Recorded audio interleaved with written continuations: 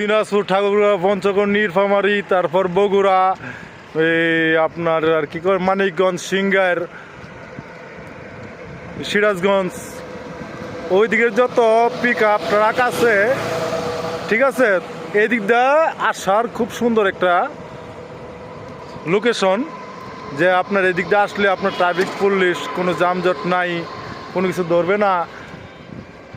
আপনি যাদের উদ্দেশ্য বলছি, যে তাদের উদ্দেশ্যই বলছি যে যারা কারু বাজার থেকে, যাত্রাবাড়ি থেকে, ঢাকা থেকে, প্রাণকেন্দ্র থেকে গাড়িগুলি আসেন, কারণ দেখা গেছে 6টা বাজলেই আপনি আর ওই বিএপি রাস্তায় গাড়ি নিয়ে উঠতে পারেন না, ঠিক আছে। সার্জেন্ট ট্রাফিক আটকায় জ্যামের কারণে এইসব গাড়িগুলি, ট্রাকগুলি মনে করেন বিআইপি রাস্তায় সকালবেলা দিনের বেলা উঠতে দেয় না। তো আপনার এই দিক দিয়ে আসতে পারেন। এই দিক দিয়ে আসলে দেখা গেছে আসার লোকেশনটা আমি বলে দিই যে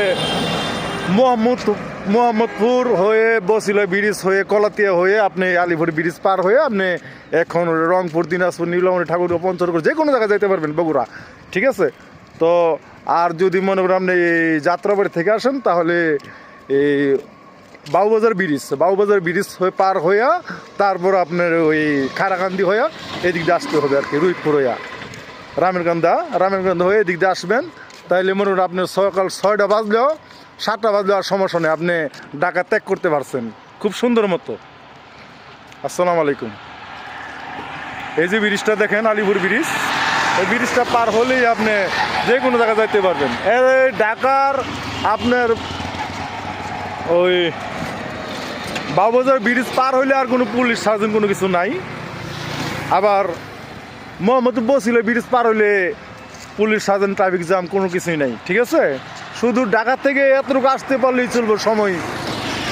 আর যদি আপনারা মনে করেন শ্যামলী, আপনার আসাদ গেট, তারপর ওই গাবতলি, টেকনিক্যাল, এইসব রাস্তা দিয়া চলার চিন্তা ভাবনা করেন, তাহলে প্রতিটি জায়গায় জায়গায় আপনাকে সার্জন আটকাইব, পুলিশ আটকাইব, খুব প্যারা, অনেক কষ্ট।